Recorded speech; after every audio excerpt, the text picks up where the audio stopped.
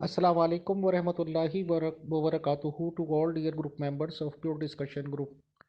आज हम इस्तकबाल करते हैं मोहतरम मुफ्ती नासिर साहब का। और आज हम ये सवालियात करना चाहेंगे कि रमज़ान और रोज़े के मसाइल आखिर हैं क्या, सच्चाई और हकीकत है क्या, कुरान क्या हुक्म देता है इस रिगार्डिंग, कितने लोग कुरान की बात पर अमल करते हैं, और रोज़ा रमज़ान की शरई हैसियत क्या है, अगर रोज़े ना रखें तो सज़ा क्या है, और अगर रोज़े रखें तो जज़ा क्या है। इस तरह के डिफरेंट क्वेश्चंस हमें पूछने का मकसद है। अगर मेंबर्स के दिमाग में भी कुछ सवालात हों तो प्लीज़ हमारे पर्सनल पे 1 मिनट या उससे कम की ऑडियो में सवाल पूछ सकते हैं। बहुत शुक्रिया। आए मोहतरम मुफ्ती मोहम्मद नासिर साहब and all dear group members of your discussion group, welcome to all and अस्सलाम वालेकुम वरहमतुल्लाहि वबरकातुहू। वालेकुम अस्सलाम वरहमतुल्लाहि वबरकातुहु। अल्हम्दुलिल्लाहि रब्बिल आलमीन वस्सलातु वस्सलामु अला सय्यिदिल अंबियाइ वल मुरसलीन। अम्मा बाद फ़अऊज़ु बिल्लाहि मिनश शैतानिर रजीम। बिस्मिल्लाहिर रहमानिर रहीम। क़ाल अल्लाहु तबारक व तआला फ़ी शानि हबीबिही मुख़बिरन व आमिरा इन्नल्लाहा व मलाइकतहु युसल्लूना अलन नबी या अय्युहल्लज़ीना आमनू सल्लु अलैहि व सल्लिमू तस्लीमा। अल्लाहुम्मा सल्लि अला सय्यिदिना व मौलाना मुहम्मदिन मअदिनिल जूद वल करम व आलिहि व सहबिहि व बारक व सल्लिम। मोहतरम मुफ्ती मोहम्मद नासिर साहब, अस्सलाम वालेकुम वरहमतुल्लाह। सबसे पहला सवाल हमारा ये है कि कोई भी हुकूमत हो, चाहे वो इस्लामी हो चाहे गैर इस्लामी हुकूमत हो, क्या उसे ये इख्तियार है कि अपने सिटीजन्स पर रोज़ा नाफिज कर सके? क्या उसके पास रोज़ा नाफिज करने का इख्तियार है? और अगर ये कि कोई हुकूमत रोज़ा नाफिज करे तो क्या हुकूमत की बात को मानकर रोज़ा रखना भी चाहिए या इस बात को अवॉइड कर देना चाहिए? प्लीज़ बताएं। पहला सवाल। शुक्रिया। वालेकुम अस्सलाम वरहमतुल्लाहि वबरकातुहु। ये बिल्कुल अच्छा सवाल है और वाकई एक वैलिड पॉइंट आपने ज़िक्र किया है। सबसे पहले तो मैं आपको एक बात की वजाहत कर दूं कि जो चीज़ें फ़राइज़ इस्लाम में से हैं, यानी वो मामलात या मसाइल के जो फ़राइज़ शुमार होते हैं, फ़र्ज़ शुमार होते हैं, आप इसको एक दूसरी टर्म में आप देख लें जो कंपलसरी हैं, कंपलसरी जो इस्लाम के एतबार से हैं, जिनका होना इंतहाई हद तक लाजिम अशद है और जिनका इनकार वो इस्लाम से ख़ारिज कर देता है, कुफ्र है। तो जो चीज़ें फ़राइज़ हैं तो उन फ़राइज़ का इख्तियार या निफाज ये भी शरीयत को ही हासिल है, शरीयत में अल्लाह और रसूल को हासिल है, इसके अलावा किसी को भी हासिल नहीं है, ये जहन में रखिएगा। तो लिहाजा रोज़ा भी एक ऐसी इबादत है, इसी तरह नमाज भी एक ऐसी इबादत है कि जो फ़राइज़ इस्लाम में से है। तो इनका जो निफाज है, यानी कि इनका जो हुक्म है नाफिज करने का, वो इख्तियार जो है सिर्फ़ अल्लाह और उसके रसूल को है, जिसको हम इक़्तिदार आला मानते हैं। तो लिहाजा इस एतबार से रोज़े को नाफिज करना भी अल्लाह रसूल का हुक्म है। किसी भी इस्लामी हुकूमत हो या गैर इस्लामी हुकूमत हो, उसके लिए ये चीज़ रवा नहीं है, दुरुस्त नहीं है, यानी वो ज़बरदस्ती नाफिज नहीं कर सकते रोज़े को। अब इसमें ये एक पॉइंट है कि आया कि जब रोज़े अल्लाह रसूल की तरफ फ़र्ज़ हो गए हैं, यानी अल्लाह रसूल के लिए ये की तरफ से हुक्म लाजिम हो चुका है हर मुसलमान पर कि जो इस दायरा इस्लाम में दाखिल होगा तो उसको हर सूरत हर हालत में रोज़ा रखना उस पर फ़र्ज़ है। एज़ पर कंडीशन, कुछ कंडीशनल मामलात हैं जिसके बिना पर अल्लाह रसूल ने उसको मना किया है कि वो रोज़ा ना रखे, ये भी कुरान पाक में मौजूद हैं। जैसा कि कोई अगर इस तरह का मरीज़ है कि जो रोज़े रखने की इस्तात नहीं रखता, तो अल्लाह रसूल ही की तरफ से हुक्म है कि वो रोज़ा छोड़ सकता है। आप इसको यूँ समझें कि जो अहकामात अल्लाह रसूल के क्राइटेरिया में आते हैं, उनके हुक्म के तहत आते हैं, उनके इक़्तिदार के तहत आते हैं, तो उनका टोटल क्राइटेरिया भी वो ही बताएंगे और उनके उसूल व ज़वाबित क़वानीन भी वहीं बताएंगे। तो लिहाजा अब रोज़े की क्योंकि बात चल रही है तो हम ये रोज़े को देखते हैं। रोज़ा एक ऐसी इबादत है कि जो हर मुसलमान आकिल पर, बालिग पर फ़र्ज़ है। اب اگر اس میں کنڈیشنل معاملہ دیکھا جائے، اگر وہ بیمار ہے یا پھر سفر میں ہے یا کوئی ایسی کنڈیشن ہے جس کی بنا پر وہ روزے کی طاقت نہیں رکھتا، اس کا جسم اس بات کا متحمل نہیں ہے، اس کی بیماری اس کیفیت کی ہے یا کوئی اور اس طرح کے ریزنز موجود ہیں جن کی بنا پر وہ روزہ نہیں رکھ سکتا، تو اب شریعت نے اس کو رخصت دی ہے کہ وہ چاہے تو روزہ چھوڑ دے اور باقی ایام میں روزے رکھے گا۔ تو یہ تو ہے اس کا کرائٹیریا۔ باقی رہا کہ بھی اسلامی ملک ہو یا غیر اسلامی ملک ہو، یاد رکھیے گا جس طرح نماز زبردستی کسی اسلامی ملک کے لیے لازمی جو بھی حکمران ہے زبردستی نماز کسی کو بھی نہیں پڑھا سکتے، اسی طرح روزہ بھی زبردستی کسی کو نہیں رکھوایا جا سکتا۔ بندے کی مرضی ہے، اگر وہ چاہے تو، اگر وہ ٹھیک بھی ہے، اگر وہ پھر بھی روزہ نہیں رکھنا چاہتا تو اس کا اپنا ذاتی میٹر ہے، وہ ہے اللہ رسول کے حکم کی خلاف ورزی والا۔ اگر وہ روزہ نہیں رکھتا تو وہ گناہ گار ہوگا، اور اللہ رسول کے حکم کے اس نے جو معاملات تھے اس کو اس نے منع کیا ہے اور اس پہ کوتاہی کی ہے، تو اب اس کوتاہی کی اس کو سزا تو ملے گی کیونکہ اس نے اللہ رسول کا حکم نہیں مانا۔ اب اس میں ایک اور پوائنٹ بھی ہے، وہ یہ ہے کہ اگر وہ ڈائریکٹلی انکار کر دیتا ہے روزے کا، تو یاد رکھیے گا اللہ رسول کے کسی بھی حکم صریح کا انکار کرنا جو کہ فرائض کہلاتے ہیں ان میں سے، یا ضروریات دین کہلاتے ہیں، یہ اوورال دین کے معاملات میں اگر وہ انکار کرتا ہے تو اب یہ کفر ہے، کیونکہ جب وہ اسلام میں داخل ہو گیا تو اس نے یہ بات اقرار کی تھی کہ میں اللہ رسول کے سبھی احکامات کو مانوں گا، تو اب اگر جو اللہ رسول کے احکامات فرائضہ ہیں ان کا وہ انکار کرتا ہے تو گویا اس نے اسلام کو نہیں مانا، اب وہ اسلام سے خارج ہو جائے گا اس کے انکار کی وجہ سے۔ تو یہ اس کا یعنی کہ مختصر سا میں نے بیک گراؤنڈ سارا بتا دیا ہے، مزید کچھ سوالات ہیں تو آپ کر سکتے ہیں۔ محترم مفتی محمد ناصر صاحب، رمضان کا مہینہ ہے، روزوں کا ٹائم ہے، بٹ اگر کوئی بھی روزہ نہیں رکھتا تو اس کو سزا کس کی طرف سے ملے گی یا ملنی چاہیے؟ اور آپ یہ بتائیں کہ روزے کی کوئی سزا ایسی بھی ہے جو کوئی دے سکتا ہے کسی کو، یا اللہ کی طرف سے دنیا میں کوئی سزا دی جاتی ہے، یا یہ کہ روزہ کوئی نہ رکھے اور کھاتا پیتا پھرے اوپنلی بھی، تو اس کے لیے کیا سزا ہے یا کوئی سزا نہیں ہے؟ بتائیں، شکریہ۔ بالکل، یہ بھی ایک اچھا سوال ہے۔ یاد رکھیے گا روزہ نہ رکھنے کی جو دنیاوی طور پہ یعنی دنیا میں اس کو سزا دیں گے یا نہیں دیں گے اسلامی حکمران، تو ایسا کچھ بھی نہیں ہے۔ روزہ نہ رکھنے کی، نماز نہ پڑھنے کی سزا دنیا میں نہیں ہے، ہاں یہ اللہ کا حق ہے، تو آخرت میں اللہ رسول کے اس حق کی وجہ سے اس کو سزا ملے گی، اور وہ اس کا پورا ایک کرائٹیریا ہے۔ حدیث پاک میں اس کے کثیر احادیث کریمہ میں اس کی وضاحت موجود ہے کہ جو روزہ نہیں رکھتا تو اس نے اللہ رسول کا انکار کیا ہے۔ تو گویا کہ آپ ایسا سمجھ لیں کہ عملی اقراری طور پر، زبانی طور پر تو اس نے کلمہ پڑھ لیا، اسلام قبول کر لیا، لیکن عملی طور پر وہ اسلام قبول کرنے کا متحمل نہیں ہے، تو لہٰذا اس بیس پر وہ گناہ گار ہے اور سخت گناہ گار ہے، بلکہ وہ فاسق اور فاجر بھی کہلائے گا۔ یہ تو ہے اسلامک احکام، یعنی کہ اس کو دنیا کے اعتبار سے کوئی بھی سزا نہیں دے سکتا، نہ ہی دی جائے گی، اور زجر و توبیخ بھی نہیں کی جائے گی، اس کو برا بھلا نہیں کہا جائے گا، اس کو کسی قسم کے حوالے سے یعنی کہ غلط نہیں کہا جائے گا۔ ہو سکتا ہے، اب اس کے ایک الگ سے احکام ہے، وہ میں آپ کو مختصر بتاتا ہوں۔ دیکھیں، ہو سکتا ہے کہ وہ بندہ کسی ایسی مجبوری میں ہو یا کسی ایسی بیماری میں ہو جو کسی کو نہ بتانا چاہ رہا ہو، یا جیسے آج کل شوگر کے پیشنٹ ہیں تو آپ دیکھ سکتے ہیں کہ وہ بغیر کھائے پیے نہیں رہ سکتے، کوئی ایسی ہائی لیول کی شوگر ہو، تو اب اس بندے کی ایک پرسنل اور ذاتی مجبوری ہے اور اس کو شریعت نے رخصت بھی دی ہے، تو اس بنا پر اگر وہ کھائے گا پیے گا نہیں تو وہ یعنی کہ اپنے مسائل کو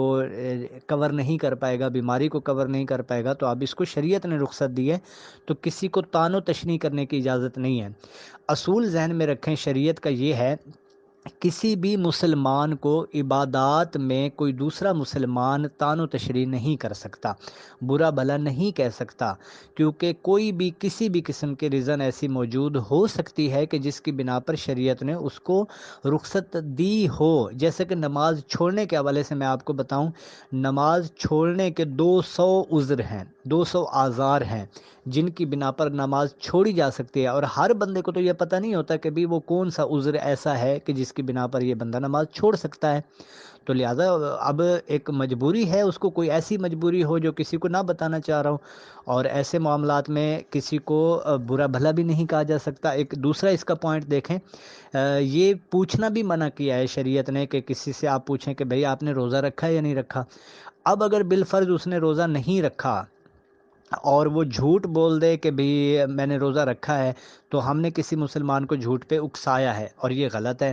اسی طرح اگر اس نے روزہ رکھا ہوا ہے اور وہ ایسے تفاخر میں کہہ دیتا ہے، فخریہ انداز میں کہہ دیتا ہے میں نے تو روزہ رکھا ہوا ہے، تو اب یہ بھی غلط ہے، کیونکہ یہ کبر اور تکبر کی علامت ہے۔ اب یہ یعنی کہ ایسے حساس معاملات ہیں تو کسی سے پوچھا بھی نہیں جائے گا، اور کسی کو کہا بھی نہیں جائے گا، کسی کو برا بھلا بھی نہیں کہا جائے گا۔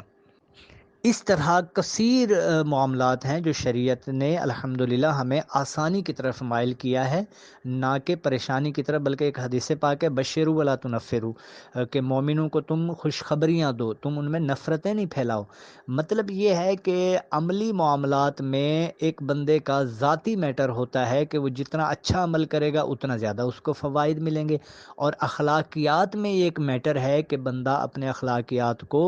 بہتر سے بہتر بنائے، کسی مسلمان پر طعن و تشنیع نہ کرے،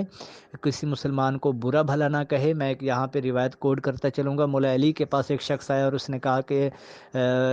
یا علی فلاں جو شخص ہے وہ اس طرح کا ہے۔ آپ نے فرمایا رک، آپ اندر گئے، آپ تلوار لے کر آئے، آپ نے اس کو تلوار کو میان سے نکالا اور کہا کہ اے فلاں تو اپنی بات سے رجوع کر۔ اس نے کہا حضرت میں سچ بول رہا ہوں۔ آپ نے فرمایا اگر تو سچ بول رہا ہے تو تو نے اس کی غیبت کی ہے، اور اگر تو جھوٹ بول رہا ہے تو تو نے اس پر تہمت لگائی ہے، اور اگر نہ تو سچ بول رہا ہے نہ تو جھوٹ بول رہا ہے تو تو نے اس کی چغلی کھائی ہے۔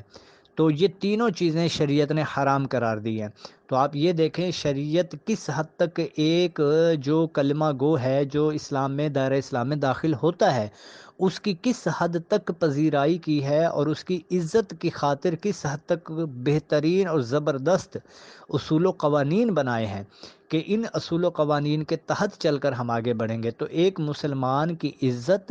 نبی پاک علیہ الصلوۃ والسلام نے ارشاد فرمایا، ترمذی کی روایت ہے، کعبے کو دیکھ کے فرمایا اے کعبہ تو عظمت والا ہے کہ لوگ تیری طرف طواف کرتے ہیں اور میں امام الانبیاء ہو کر طواف کر رہا ہوں، لیکن یاد رکھ کہ تیری حرمت سے بڑھ کے ایک مسلمان کی حرمت ہے۔ تو لہٰذا ایک مسلمان کی تو یہ حدیث پاک کے تحت واضح ہوتا ہے کہ ایک مسلمان کی عزت و حرمت جو ہے یہ کس قدر لازم ہے معاملات میں۔ تو ہم اپنے معاملات کو دیکھیں اور غور فرمائیں اور کوشش کریں کہ ہمارے معاملات کس حد تک ہیں، اور ہم مسلمانوں کی کس حد تک یعنی کہ عزتیں اچھالتے ہیں۔ تو ہمیں ان چیزوں سے بچنا چاہیے، ہمیں اپنے اعمال کی فکر کرنی چاہیے، اپنے اصلاح کی فکر کرنی چاہیے، اپنے اخلاقیات کی فکر کرنی چاہیے، نہ کہ ہمیشہ کسی دوسرے پر ہی کیچڑ اچھالتے رہیں۔ جو بندہ کلمہ پڑھ لے، اب اس پر بھی بندہ غلط فہمی نہیں لگا سکتا کہ یار اس نے جھوٹ بونٹ میں کلمہ پڑھا ہوگا، اس نے اپنے آپ کو بڑھانے کے لیے کلمہ پڑھا ہوگا، دنیا کمانے کے لیے کلمہ پڑھا ہوگا، لوگوں کو دکھانے کے لیے کلمہ پڑھا ہوگا، تو یہ بھی غلط ہے۔ جو کلمہ پڑھ لے، اگرچہ وہ کہتا ہے میں مسلمان ہوں، تو ہمیں اس کو مسلمان ماننا واجب ہے، لازم ہے۔ اگر ہم اس پہ طعن و تشنیع کریں گے تو اب ہم غلط ہیں، ہم شریعت کا انکار کر رہے ہیں، شریعت کے احکامات کا انکار کر رہے ہیں۔ تو اے وہ بندے کہ جو ہر دوسرے پر کیچڑ اچھالتے رہتے ہیں، یہ سوشل میڈیا کا میں آپ کو بتا رہا ہوں، سوشل میڈیا میں یہ بھرمار ہے ایک دوسرے پر، وہ کسی کو کیا کہہ دیا جاتا ہے، کسی کو کیا کہہ دیا جاتا ہے، چھوٹی موٹی بات پہ اس کو اسلام سے خارج کر دیا جاتا ہے، گمراہ قرار دے دیا جاتا ہے۔ تو یہ جو ہے نا، یہ اپنی زبانوں کو کنٹرول میں رکھیں اس طرح کے افراد،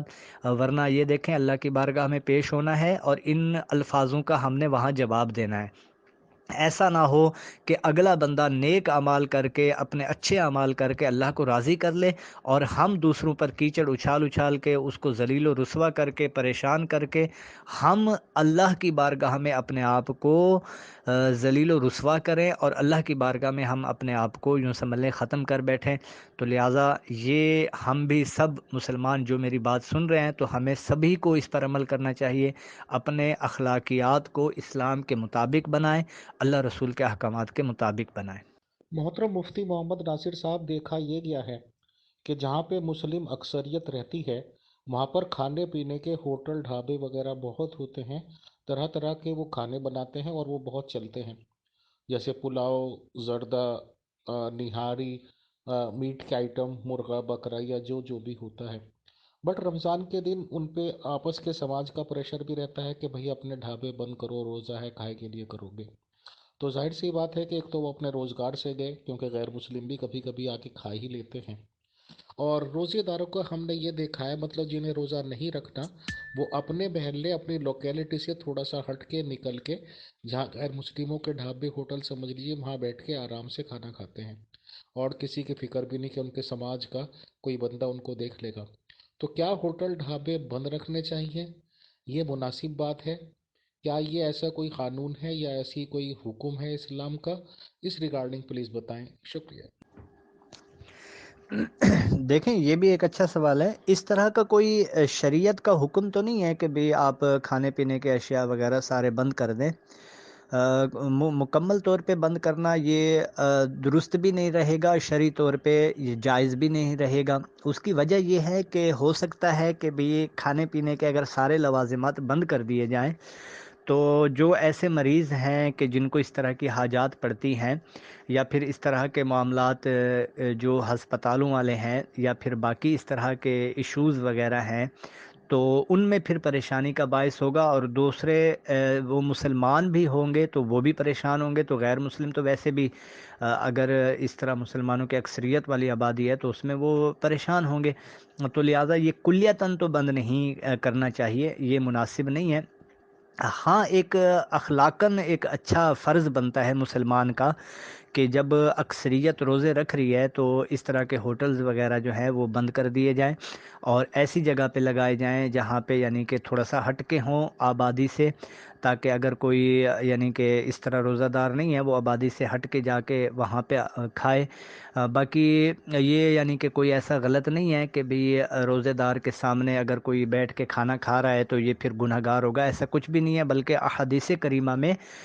واضح طور پر یہ موجود ہے کہ ایک حدیث پاک میں ہے کہ ایک صحابی رضی اللہ تعالیٰ عنہ کھانا کھا رہے تھے تو دوسرے نے اس کو اٹھا دیا، کہا کہ یار میں روزے سے ہوں، آپ میرے سامنے کھانا کھا رہے ہو، تو نبی پاک علیہ الصلوۃ والسلام نے ارشاد فرمایا کہ آپ اس کو اٹھائیں نہیں، یہ غلط ہے، بلکہ نبی پاک علیہ الصلوۃ والسلام نے ارشاد فرمایا جب اس طرح کی سچویشن ہو تو اگر کوئی آپ کو کہے کہ کھانا کھا لیں تو آپ اس کو کہہ دیں کہ بھی میں روزے سے ہوں، یعنی آپ اس کو اپنا روزہ بتا دیں تاکہ وہ بار بار آپ کو نہ کہے۔ اب ایک تو یہ صورت ہوگی کہ وہ بار بار آپ کو نہ کہے کہ بھی آپ کھانا کھا لو ہمارے ساتھ، یا پھر یہ دوسرا پھر اس طرح کا مفہوم بھی ہے حدیث پاک میں، نبی پاک علیہ الصلوۃ والسلام نے فرمایا کہ اگر روزے دار کے سامنے کوئی کھانا کھا رہا ہے تو یہ روزے دار اللہ کی رضا کے لیے صبر کیے ہوئے ہے تو اب اس کو زیادہ ثواب ملے گا۔ یہ بھی اس طرح کی روایات ملتی ہیں اس روزے دار کو جس کے سامنے کھانا کھایا جا رہا ہے، کیونکہ اب اس کو طلب بھی ہوگی، کھانا سامنے رکھا ہوا ہے لیکن پھر بھی وہ اللہ کی رضا کے لیے صبر کیے ہوئے اور روزہ رکھے ہوئے ہے تو اب اس کو زیادہ ثواب ملے گا۔ یہ تو ہے ایک کرائٹیریا۔ باقی رہا کہ بھی اس طرح کے معاملات کو کلیتاً وہ تو میں نے بتا دیا کہ بھی بند نہیں کرنا چاہیے، یہ مناسب بھی نہیں ہے، کافی ساری پھر معاشرتی پریشانیاں جنم لیں گی۔ ہاں باقی ایک اچھا جو طریقہ کار ہے وہ یہی ہے، مناسب بھی یہی ہے، جہاں مسلمان اکثریت میں روزہ رکھتے ہیں تو وہ جگہیں بند کر دینی چاہیے، یہ ایک مناسب ہے، مشورتاً ہے، یہ شریعت کی طرف سے کوئی روک ٹوک نہیں ہے، مشورتاً یہی ہے کہ بند کر دینے چاہیے تاکہ یہ ہے کہ بھی روزہ دار پریشان نہ ہوں، کیونکہ صرف یہ نہیں ہے کہ کھانے پینے کی پریشانی، باقی مزید اور بھی کچھ پریشانیاں اس طرح کی ہو سکتی ہیں جہاں پہ اکثریت روزہ رکھتی ہو، تو لہٰذا یہ تو اس کا یعنی کہ ایک واضح اور بین جو میں نے مختصر تھا وہ بتا دیا ہے، مزید بھی اس میں احکامات آ سکتے ہیں، وہ ہے ایز پر کنڈیشن، جو سوال ہوگا اسی کے مطابق جواب دیا جا سکتا ہے۔ محترم مفتی محمد ناصر صاحب، اللہ تعالیٰ بچا کے رکھے اور کسی کو بھی ایسا دن نہ دیکھنا پڑے، بٹ ہم نے دیکھا ہے کہ بہت سے مسلمان بیچارے کیفے میں بھی خدا کا خوف آتا ہے کہ فاقہ کشی کے شکار رہتے ہیں، کھانا پانی انہیں اویلیبل نہیں ہوتا، اور بہت سے لوگ فاقے میں ہی دن گزار دیتے ہیں، اور جس طرح سے بھی وہ اپنا گزر بسر کرتے ہیں۔ سوال یہ ہے کہ اگر لوگ پہلے ہی سے فاقہ کشی کر رہے ہیں، کھانا انہیں اویلیبل نہیں ہے، اور رمضان کا مہینہ آ جاتا ہے، اور وہ یہ سوچ لیں کہ جی ہم تو ویسے بھی فاقے سے ہیں، ویسے بھی واقع ہیں، چل بھائی اللہ روزہ رکھ لے، روزہ رکھا قبول کر لے، تو ایسا روزہ کیا روزہ ہو جائے گا؟ کیونکہ روزے میں سحری اور افطاری کی اپنی ایک بہت امپورٹنس ہے، اور ان بیچاروں کو کبھی سحری نہیں مل رہی یا کسی افطاری نہیں مل رہی، تو ان کا روزہ مانا جائے گا یا یہ کہ فاقہ؟ بتائیں، شکریہ۔ اللہ تعالی ہمیں محفوظ رکھے اور ایسے لوگوں تک ہمیں راشن پہنچائیں، اور اپنی حیثیت بھر دیکھیں، اگر ہم 30-35 ہزار کما رہے ہیں تو 4-5 ہزار نکالنے میں کوئی مسائل نہیں ہوتے، ویسے بھی ہم اپنی سیونگ کر رہے ہوتے ہیں۔ تو مسلمانوں کے حوالے سے مسلمان کا تو یہ حق ہے کہ دوسرے مسلمان کی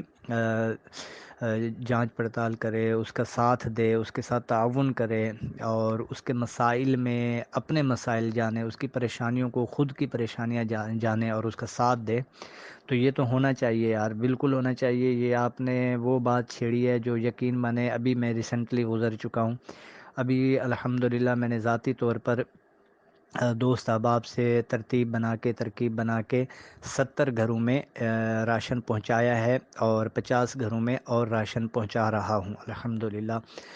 ایسے لوگوں تک ہم راشن پہنچاتے ہیں کہ جن کے پاس ایک وقت کا بھی بمشکل کھانے کا سلسلہ ہو پاتا ہے۔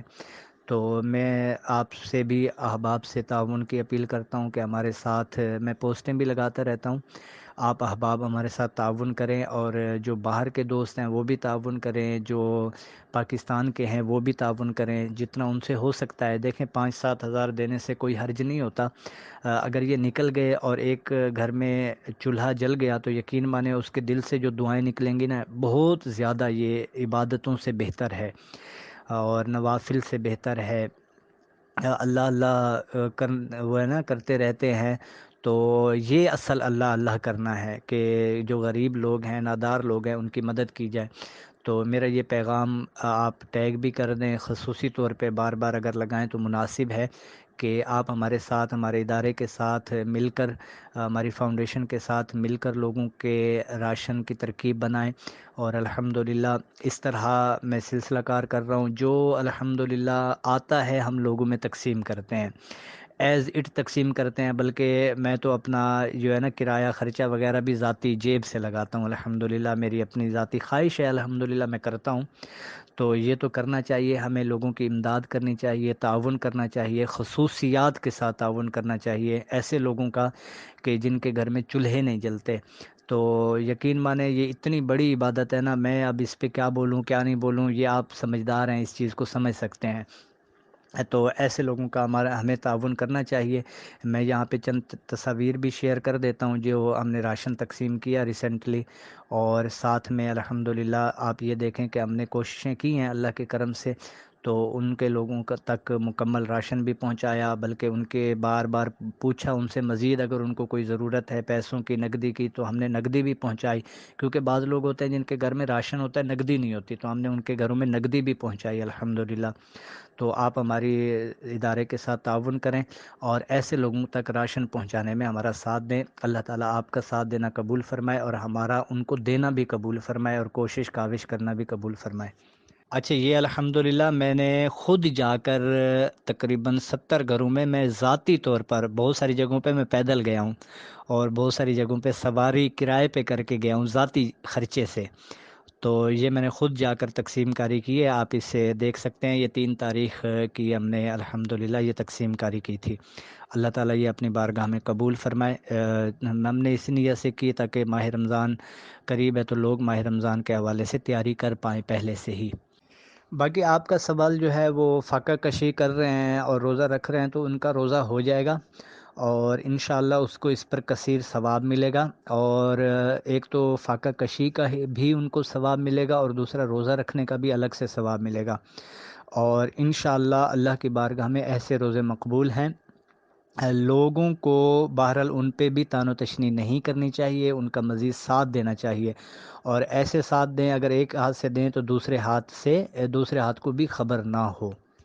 محترم مفتی محمد ناصر صاحب، قرآن شریف کو پڑھنا اور سمجھنا علماء کرام کہتے ہیں کہ ہر ایک کے بس کی بات نہیں، بٹ غیر مسلم جو ہیں اگر انٹرسٹ لیتے ہیں قرآن میں